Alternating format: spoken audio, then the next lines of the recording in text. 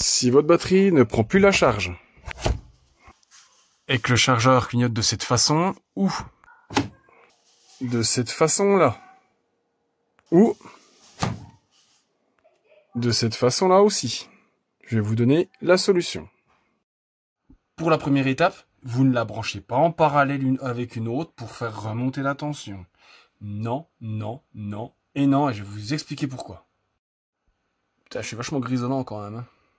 En premier, vous voyez la borne moins, la borne plus. Faut vous munir d'un voltmètre. C'est impératif. Trop de risques sinon. Vous prenez votre voltmètre, vous le mettez sur volt. Continue. Ici. Vous prenez vos deux petites mains potelées, vous faites toucher les connecteurs et vous regardez la tension de la batterie. Comme vous pouvez voir, enfin vous voyez rien du tout, du coup là, on est à 12,20 volts. Ah, c'est pas beaucoup du tout. Vous allez me dire, oui, mais elle est peut-être juste trop déchargée. Oui, mais c'est peut-être pas le cas.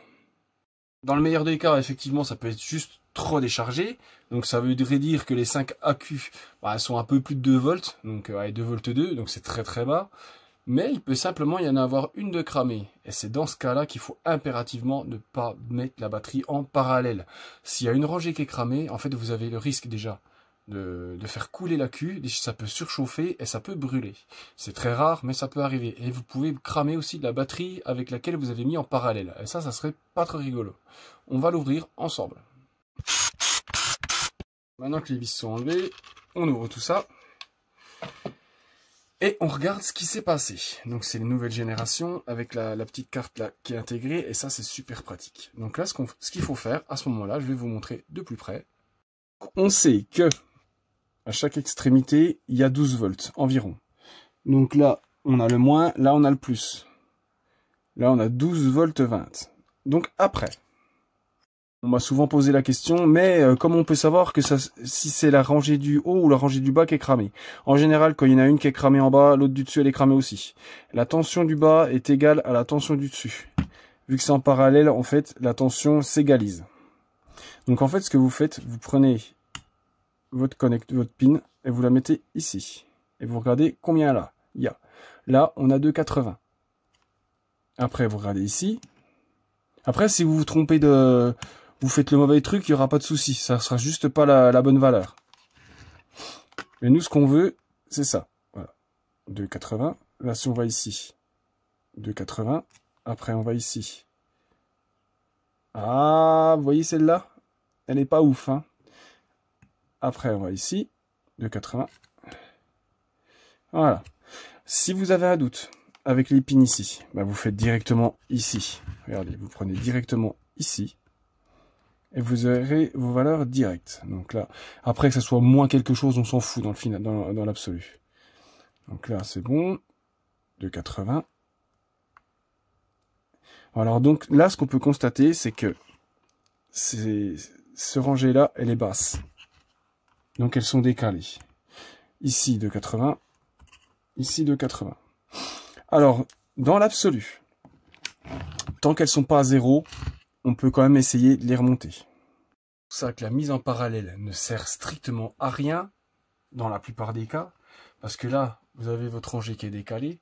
Si vous la branchez en parallèle, ça va remonter tous les accus, on est d'accord, la batterie va fonctionner. Pendant que celles-là vont être à 4,20, celles-là elles vont être à 3,5. Et du coup, quand elle va se décharger, ça va se redécaler, elle va de nouveau plus fonctionner. Et c'est là que le petit chargeur LiPo intervient.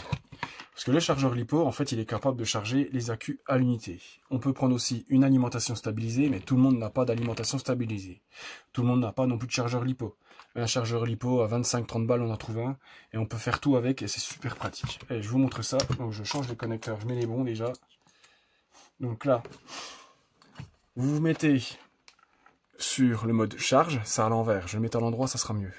On va repérer à nouveau les bornes qui correspondent à l'accu qui est faible. Donc là, on peut voir que c'est celle-là. Donc là, on n'a pas de signe négatif, ça veut dire qu'on est dans le bon sens. Ça veut dire que le plus, il est de ce côté-là. Donc il va falloir raccorder la pince croco ici et ici. Chargeur LiPo en mode charge. Je vais laisser 2,5, ça va être la vitesse de charge. Là, par contre, nous, ce qu'on veut, c'est un S. Un S, c'est une seule cellule. On valide.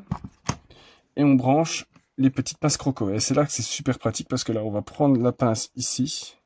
Bon, faut faire attention parce que ça a tendance à se barrer si on met mal. Voilà. On fait attention que ça bouge pas. Et là, on valide sur le chargeur. Et là, la charge va démarrer. Donc là, on va commencer à 1 volt. J'ai mis 2,5 pour que ça charge assez vite, pour que ça la rééquilibre. Bon, j'ai remonté les accus centraux, mais je suis allé un peu fort, et là, je suis monté un peu trop, et là, je suis à 3,20. Donc, ce qu'on va faire, maintenant, on va essayer de voir sur le chargeur, maintenant, si ça prend. Parce qu'en général, quand il y a des accus qui sont en dessous de 2,5, c'est à ce moment-là que le chargeur ne prend plus.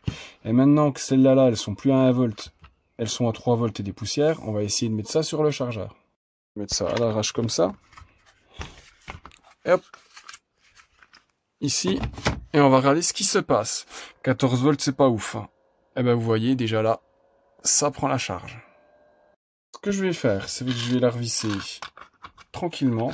Et je vais la mettre sur le chargeur performance pour que ça charge tout doucement. Sur le chargeur lipo, sur le chargeur performance, il y a un mode balance, on doit dire pour équilibrer, mais en fait ça charge juste doucement. Donc on va le mettre sur le chargeur. Là, hop, on met ça dessus, et normalement, si tout se passe bien, ça devrait prendre la charge sans problème. Si ça marchait sur celui-là, normalement, ça devrait prendre sur celui-là. Donc là, tant que ça clignote, ça veut dire que la charge est en train de prendre. Grossièrement, là, c'est un des cas de figure les plus simples, le simple déséquilibre. Donc là, on a juste à recharger et faire des essais. Par contre, quand il y a une rangée comme ça qui descend trop, en général, c'est pas bon signe, ça veut dire qu'elles ont une performance plus faible et elles sont fatiguées. Si vous allez utiliser cette batterie sur des outils très peu gourmands, ça ne posera pas de problème. Par contre, dès que ça serait un outil gourmand, visseuse à choc, meuleuse et ces genres d'outils-là, ça va se redécaler. Ça, c'est catégorique. Donc le mieux, c'est de changer la rangée, c'est la rangée qui déconne. Si vous en avez des usés qui sont encore en état, vaut mieux les remplacer. Ça prend un peu plus de temps. Quand ça prend pas la charge, mais que la tension est bonne de tous les accus, par contre là en général c'est le BMS, c'est-à-dire la carte de gestion qui est foutue. Ça arrive très souvent, et surtout sur les versions performance. Je le répète encore une fois, la batterie ne marche pas, ne fonctionne pas, pardon, ça ne prend pas la charge. Voltmètre, voltmètre, voltmètre, ne la mettez pas tout de suite en parallèle, parce que là si... Celle-là, si vous l'aviez mise en parallèle, ça n'aurait pas posé de problème, elle aurait pris la charge. Sauf que ça serait resté décalé, jusqu'à faire péter l'accu. Parce qu'au bout d'un moment, elle chute, puis après elle retombe à zéro, et vous allez vouloir la remettre en parallèle, et c'est à ce moment-là qu'il y aura le problème. Le voltmètre, c'est la clé.